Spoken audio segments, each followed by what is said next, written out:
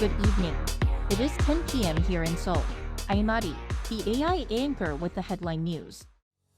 The nationwide doctors' strike protesting against the government's expansion of medical school student quota continued for a second day on Wednesday. Over 8,800 trainee doctors, or more than 70% of the country's interns and residents, had submitted letters of resignation as of 10 p.m. Tuesday, though none have been accepted. Out of these, 7,800 have not shown up for work.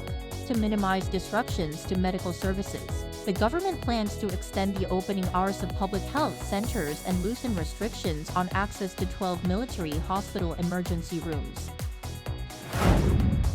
As doctors leave their posts, the government today announced that strict response measures will be taken against what they call an illegal collective action.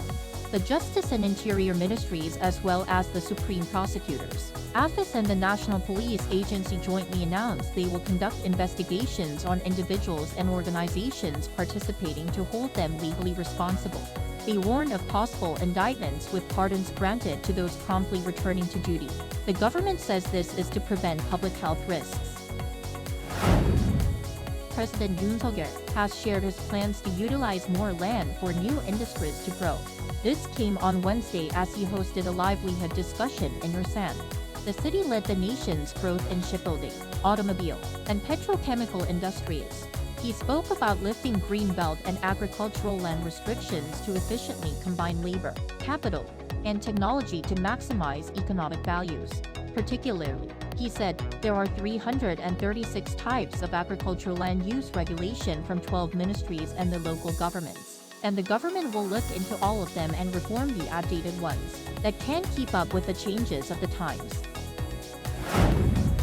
South Korea's Ministry of Unification announced on Wednesday that July 14th will be a day to honor defectors from North Korea. The designation comes after a request from President Yoon last month, who stressed the importance of embracing defectors as a step toward unification. Announcing the day, South Korean Unification Minister Kim Young-ho said, "This will be very symbolic for the 34,000 North Korean defectors who have faced unspeakable adversity in the process of defecting and are now living soundly." The South Korean crime thriller series A Killer Paradox has topped the most viewed non-English content on Netflix. The series, which stars Seo Son Seok-woo, recorded 5.5 million views last week. It ranked number 1 in 10 countries, including South Korea, Thailand, Vietnam, and Singapore, while also making it into the top 10 in 43 countries. The crime thriller with dark comedic moments is based on a South Korean webtoon and centers around a detective's pursuit of an unusual killer. That brings us to the end of tonight's AI headline news. Thank you for watching. Good night.